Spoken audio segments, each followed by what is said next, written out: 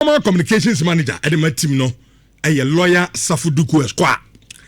Na lawyer the advice be ama Kumasa Central KOTOKO fans how the new season na ye ba be wura me person kasa de ama no pamcho mo kotie lawyer futu ben no de ma KOTOKO fans and sakrana yaba be din komo no etimi edi amamo lawyer Safuduku Ninsem enso enye. Okay.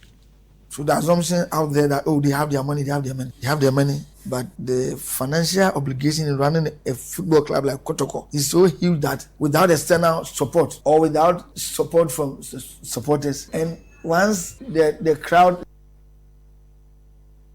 is thick, this is what will attract the sponsor to. Also. But the fans say you should also give them quality to be able to attract them. How do you get quality if you don't have money? If you don't have money, what should be our contribution as supporters? We brought in or we reviewed the Fabrice and Sons project. How far have you gone with it? How many people have subscribed so far? How many of us attend our matches? These are critical questions. You don't need any special thing to come to the stadium to watch local matches. Let us come in our numbers so that if for nothing at all they can rely on the gate posts to cushion them. And then let's subscribe to the Fabrice and Sons. For now, these are the two that can fetch us income to support the board. Otherwise, their wives will advise them to leave. Okay, enti anu ya lawyer Safuduku an advice out there Emma Kumasa Central fans. Or say season na ye ba be wura mu no. First off, I say as a KOTOKO fans were assumption bi omu o tirimupo bi say oh na say KOTOKO board e o ma be yeso omu wo sika. Enti say anko stadium kura omu wo sika o metimi dia run club no. O say sa de na da KOTOKO fans tirimu nyai. Na mon ko stadium ko hwek team no because KOTOKO no ye di sika na eye. Samoya it said the last season mun ko stadium na mun ko tuasika ema eyetim na fe fabu census no mun fa musika enwrem na tim no enye sika mfamfiri wa mo anhwe ye bedroom mebi o mo ye businessman sabi o mo nya for Christmas e bedroom o mo yire mbaka chom say masa KOTOKO no nyam dia ena mo du musika around club no ento o mbetu o mo fo say tim no mun jai emfanto na tim ra enso emfa any tim to all two KOTOKO fans for se season ya ba be simi de samo attitude mo tenafie mun ko stadium I board no mu osika o metumi around the club no se mo ya ne saade a ma me asante KOTOKO no ba bia mpese kokodu no entimi enkonkodu o emfa emamo jude me sha se mfamfiri hold na Safuduku asema ho kan emodu pa wo me bra Safuru akasa na asem na all kan no kretrudo rich yentia de biase on football no hu evolve aba bedru sa level na enye for fan keke na me kranda bia me kasa de bia mbu e kasa recreational ade mbukra no ye tuasika for it me boa oko children's park kasa be kasa recreational center na oko kuma so juzi ya kasa recreational center no perfect enti the recreational on mbukra no ye disca for it because ye anjisika adache ye friend ebegu warranty ani ade nyina no ewum enti no yenti sa adase football evolve about be business a big time business now rich unfortunately for us yen part of the world titu pani ye hanedie minu ade ba akuni the only means I did generate sika for yen clubs attendance meboa the only means who say oko elsewhere. You're so many avenues I be a generate sika. Paraphernalia and yes, player JC. Almost a lot of enema ye di a generate sika. But over yen parts ne dia entes ha. Rather that is the point. Who was say? And yentia se say ye dia no say support is Echo Stadium. E ye no ena di sika no ebeba.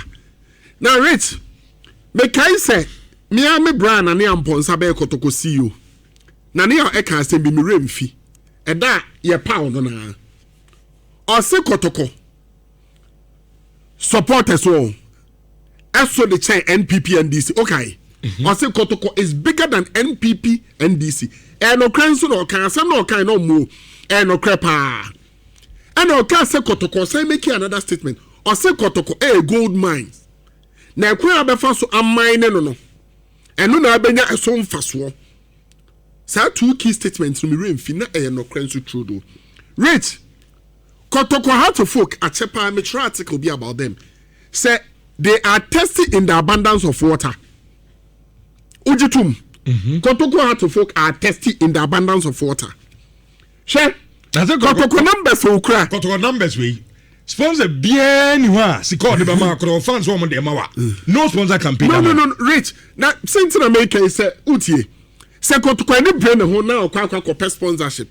Then a near brain AB oko na sponsor be no $200,000 a season, $300,000 a season. Then a nije bro so aya na manika. Adentia. Ye who Kotoko all boy against Cotton Sport Garua.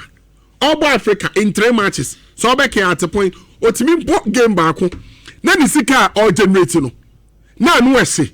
Who can say this is a club and the potential okra no. Okay, so all bonny matches. No send near me no and near me year. With the numbers no. Rich. Sika be shining is kaketwa. But I near me no asemi America no no kre.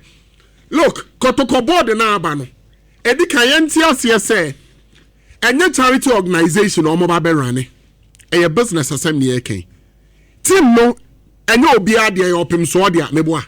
So by extension supporters edia enye board member bi ade. Rich.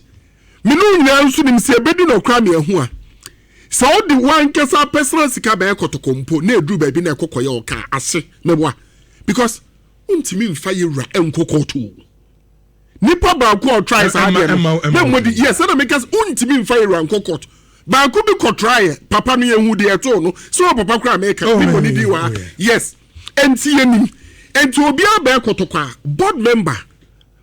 Rich eye agini wo board mutrim. Mudi ani say no na CEO asa mo be pa o CEO. Na CEO nso upon the management a.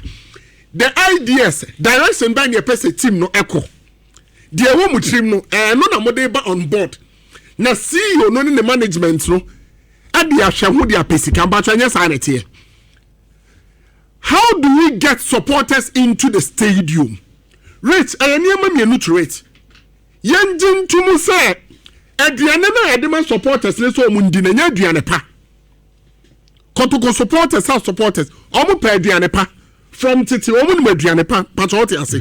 Omo pa aduane pa ye de aduane pa na titi omo. Perfect. It is a edun maybe na person de aduane born ma omo a. Omo ka to so mundi. Pato when so your point. Good. Points e ho ni china. And aduane kan na no team no result. Perfect. Now apart from results, also money quality. Na good quality. Yes, you better than your quality. Also out if you own costume. Only on quality player from ra. Now say as out in Dongani. Samba. Yes. So this kind of it is a Kotoko supporter no. E do weekends out if you own costume. Ozo nko no akọ twesi kama Kotoko enya sika every get person near the bia tua players ka. Ozo nko ne enya den ya maintain. Good question. Masada na me di free haba. Me wian masada na ba sa side do. Hwe ada wonim mewura ho pa ye da ye papa Dr. Kwame Cheyi Hisana. E kan asem bi say Kotoko Soni Yakuba yentimi maintain no because ye ni sika okay so kasa statement no. O say ye ni sika de be maintain Soni Yakuba. Papa was right. Obeka so Dr. Kwame Cheyi skani. Ba enya Kotoko sika utie. Eno ntiro o se ati ase e wo see a quality. Kotoko supporters any G quality ho. Omo ni quality obeba stadium e no kre. Say no ni e pe meboa. Good. Ye pe stars, ye pe top players. Cause Kotoko ntimi nkofa player. Na gogu mponim no. Obe gogu about the player gogu minim no. O sa ara ho pa. Minim ni ba bia Jude edi na so hwehwe no. Ba ma minim no. How? Ba Richard eni nie. O se panyen nkofa quality mra ho. No kre eno na ho pe. O level so no krobia o level no obi agitum sa na tie from tete. But senior me patro when you blame na wo blame mpanyimfo say omo ma quality no dan na wo so as supporter wo ye. Rate o ye ben. Ana o kan he fa bu senso so hu. Na ya de ba ko na nke betimi aboa Kotoko papa. One good initiative ana nke betimi aboa Kotoko. And maybe abese atwam komekai pa nim say fa bu senso. Na Kotoko person fa ho di nyo no stadium o ya we na nka company be ready san ko bebu ama Kotoko enya ni stadium se fabu census me ye ni ya and can no na ne de be collateral parrot ade ni jigui we started very well but ajiegu enti fa bu sense sa ajiegu ene nipa nso nko stadium oso pa de pa unko stadium nko tue sika se wo de kwakope adepa na he no ana so o kwakobu ama mpanyimfo the expected results no ebeba no because we are stakeholders utie ye stakeholders who support no wasade ne se ko stadium oko stadium we na mo contribution no na sikasem kosra KOTOKO board enim de don mo ni so rich KOTOKO board krata no omo nim say within 3-year period or say KOTOKO ekwa Africa kobo no omodi o mebo I too counsel with the greatest of respect or counsel in koso ne edeko no onim say your quality ne edeko but rich quality no emfi ni bottom mbo I say yan kase sika na ya generate no eno na ede sa quality no eba enti rich in as much as a do baby I criticizing penyimfo we must also appreciate the fact say anyama mu adi ye pa anyama mu adi now when a football we say emra gusu aba na eba first na nka akwakobo CAF organized competition yen show sika sam ye he yen hwe sa anyama ni na wonu players kwa contract so the player ka so do coaches ka ni he ni yen hwe na wo hia so obenya en mambo kra say bia wo women's football but on say go ni nyina na enyine sa anyama ni nyina ba mu a ye check sa anyama ni nyina adanti na yo UEFA financial fair play rule rate on purpose ne say rate cry sikani a on yenim say e ma bi betimi adru ama rate bi betimi asi ama di sika soma ba form say ba form sustainability ne say club na nkasa no owo enough money and yema ba for mumpa otimi generate enough money or the be no to say the TV mazimbe yes I no be na maybe so at Olympic Marseille better to call exile perfect they team struggle because on an odin sika that is the point rich and no say the money na ye hwe and tientia say I was say KOTOKO na timi generate sika at the man who no dey abono bra sika ni generation no so yen supporters ye be ko stadium so I think it is about time but on board ye omo aba hu omo a very effective PRO no ma ye nuanom ntia say abusua team ye mutim adentina rate Herbert Mensah bresu utie KOTOKO apart from GHALCA Adman Cup and this how 4 trophies within 1 month FA Cup na say for JJ no rate yanji trophy say KOTOKO anje league o meboa KOTOKO je league wanje bi Herbert time KOTOKO anje league bia but we be say who say adentina na Herbert buy no that was the period nso anane ma je egu KOTOKO balls impo na aka me nsape ye season KOTOKO training bus and as the bus also am run about so kai sane man if you say dentina still na amam focus stadium rate because they communicated very well said this is our vision ye nim say enema agiegu but yes some vision no aye ba be say no aye vision na support and one buy into it and say you have a role to play after Herbert Mensah no say anyone got to go ejai so bro no matter so call radio but make sure rich any supporters kasa project ye say mumra rich me who be otimi communicate effectively to say Herbert period no said na communication here adwuma me say the honestly speaking I idea ba ko form na say even KOTOKO steady asam kese ba pa na say pressure ba KOTOKO edru ba bia unim say na ekoko fra of Jarvis fra ka of Jarvis one me ba be kasa na abotre atoyem ayana communication is very key because your supporters on call by you yes supporters in call by you you know omo no ha they still love football yes say omo ewu free we say and omo ni ho the numbers are still there we still have the potential but how do you communicate to them as ya am on say supporters no atia da omo abamu abu ase o omo ye omo ade na enso ye boy bra dabi ye mo ntia say still this is your KOTOKO club awodo no sa club ni nyina ani because wait on him ye can say ni nyina ho opa me ense season ase ye mbo match ba kum ye mum ye nsa enan results papa start say eba na ne man sa ase say ekoyi ube wa afa de suddenly interest ne beba so anka off season say no yes signing is a key signings ebema interest na kosro but we should be able to communicate communication is key because without supporters no yentimi nya bibia ha maybe bantman ne ba KOTOKO ana oba KOTOKO no oko Germany company we Jaku okay Jaku bantman ni kosi omo no e na Jaku e ka chom say also what numbers are betimi ye ba sponsor be boss oh yes enti ho no fa KOTOKO express one of our games because Najako for one so almost penny per 40,000 pay. And to find obie chemo say, rich obie in one and Kofoni who supporters in one stadium now. Yet trauma picture there tomorrow. Jacko Foni we are some best sponsor.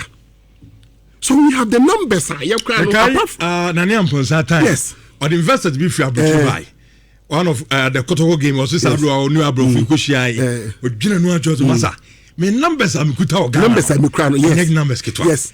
On investors, Yaba Stadium, supporters of the Stadium empty. Empty. How? No presentation now, no. And to senior, when you go as when you go as you so, and when you debut now, and months are power, the bargaining power. Rich, and then who said maybe you're having your taste KOTOKO, and then the sponsors maybe say, almost be review sponsorship from them KOTOKO. Review, and you say, review say, or by tomorrow. Rather, I would say, since the kind of them KOTOKO crown, I'm so more because they felt that almost needed impact. Me sure so okay. And say they about 4-5 seasons ago. Hey, about your numbers, no. And yes, right. But you two supporters, no follow. You two penny for no so for. Okay. So I'm also no. And the right thing by way of communicating effectively to them. No one tries some more quality. So I go hand in hand. But Judo Usuba for na Martin Kayala because of time, you know. My main fan has the end some fan shimpreko. Na na emfani na no emfa enka.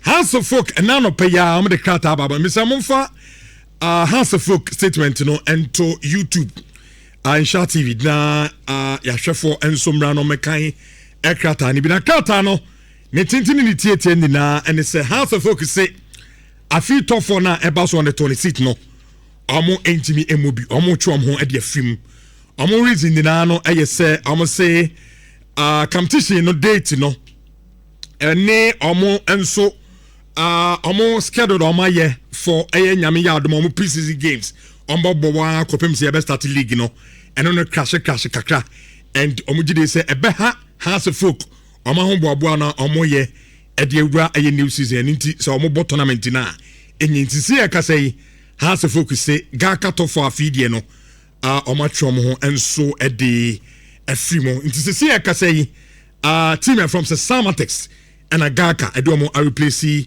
aye team ye from say aye House of Folk enti afi tough on House of Folk there o ma yom ho enso e di afim ana this time amemra ho na KOTOKO sense me ni has o mo reason dia o mo so mo dey withdraw from aye afi tough no na yemfani komo no fa ento so first of all you know we yes so asem bi bana sounded to say a yasam fufra, but na a yasama what do you come sa? You tend to wonder, say, I say, yes, sports and baby a jina. I recycle of the same issues. Kwani abisichi. Maka over the years, say, Rich, football ecosystem, no, are you woman?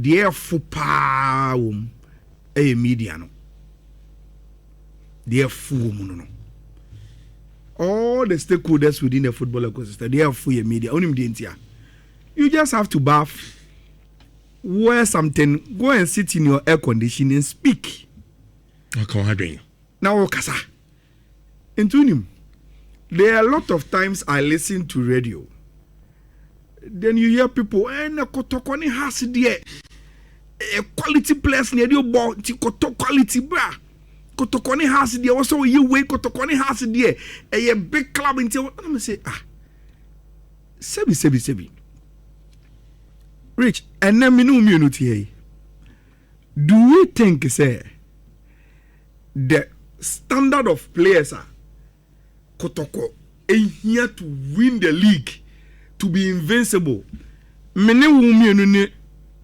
Mr. Brown or KOTOKO boy chairman why panu kunya and kodi players papa eba KOTOKO I don't know ono ye boy chairman ya man task Rich Obisa last season kanana prengati me asambu team a ehye obia ko etimi ne magombe but you see ayani refi say big club any day we omusi on mu nuama no sika no de if you don't have money, you can't do big club in Yoma.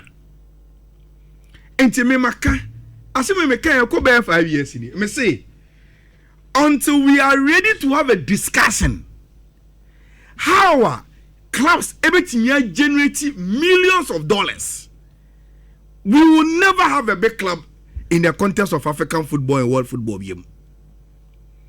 Say yentimi ndi nkomo na yempe solutions how ye kotoko ye has mediama aduana ebetimi edi sikaba omu football club nim to have the 5 million, 10 million, 50 million, 20 million dollar budget annually.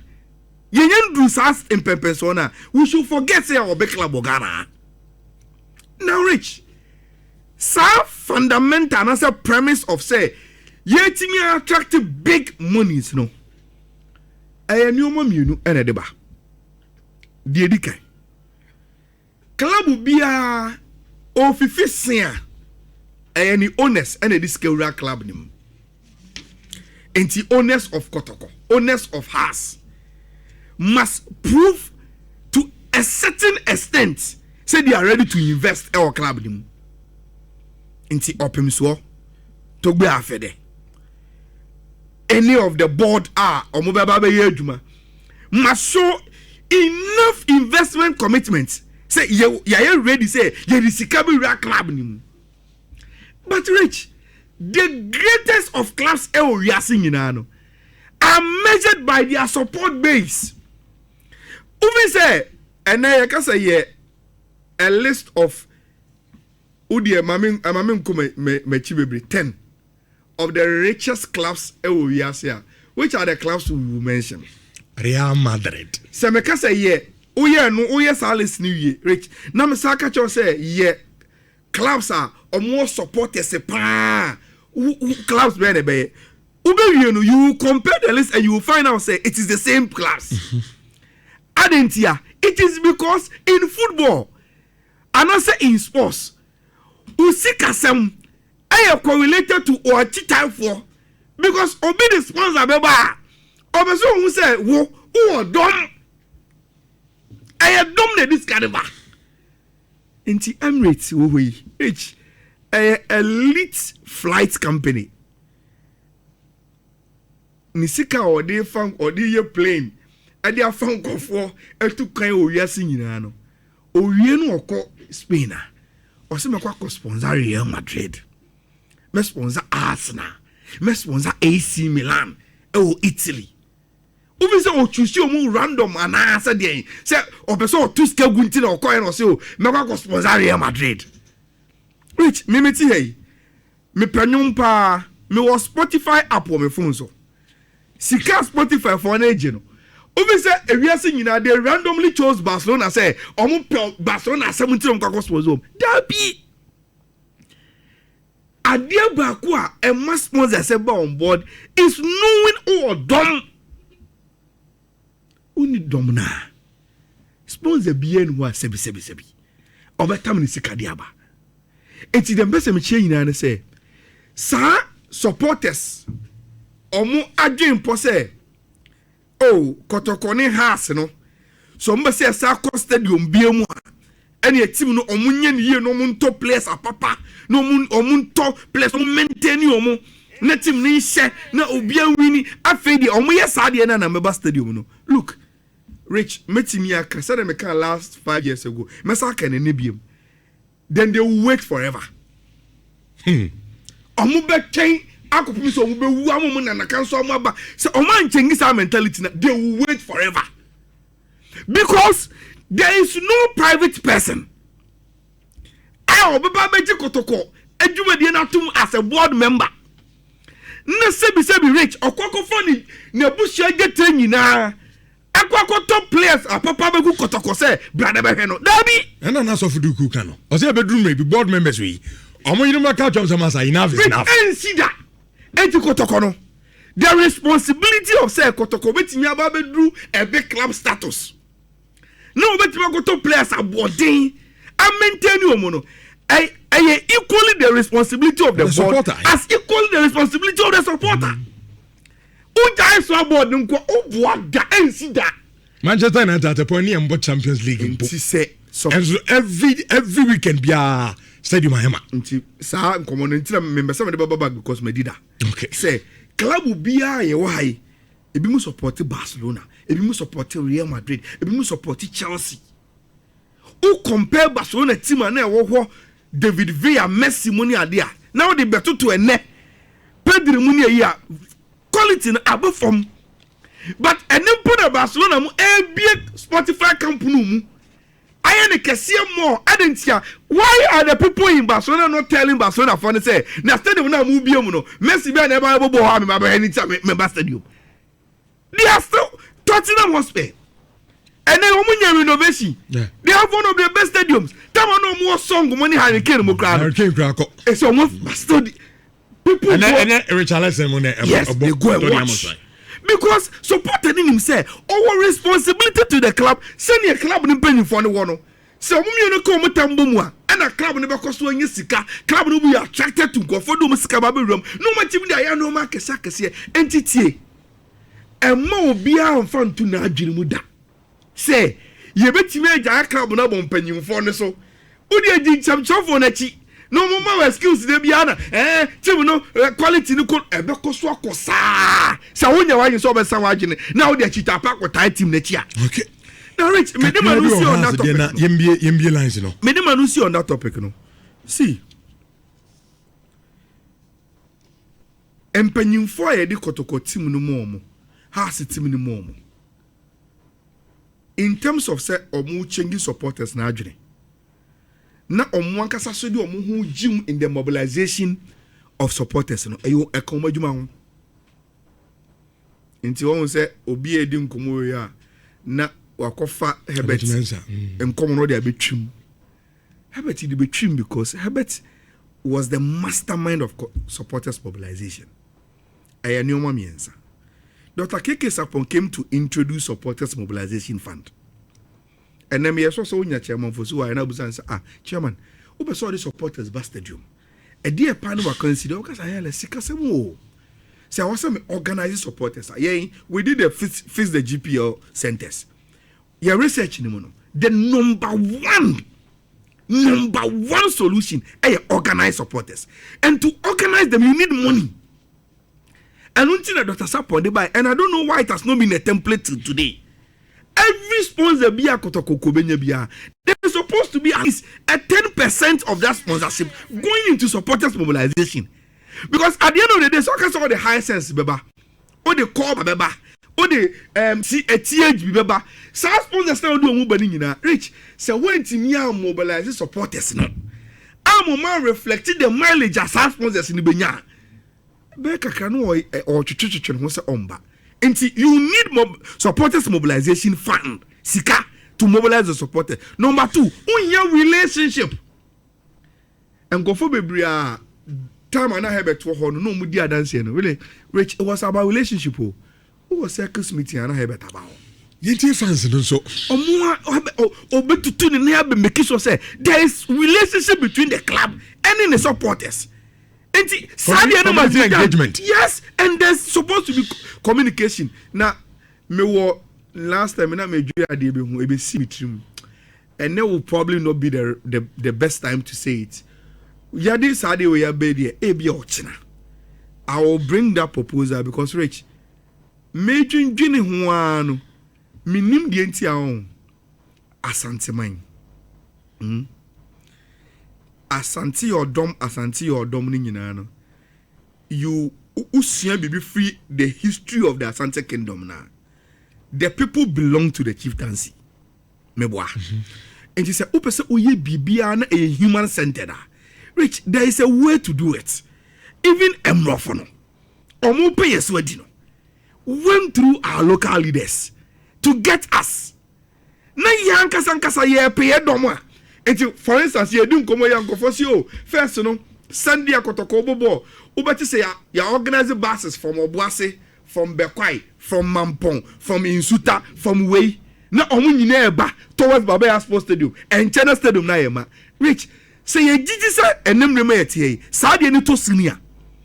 na nkofo corner na omu free sa areas ne ban omu mba biemu a who are the custodians of those people and are the custodians of those people still omu nso mu ahimfi ana yenja de aka no ematifo china yebeto aso na probably has there no so reason I mean me there to know that withdraw out of my I think say almost say classes of the main one is democracy cap no 0322082581858283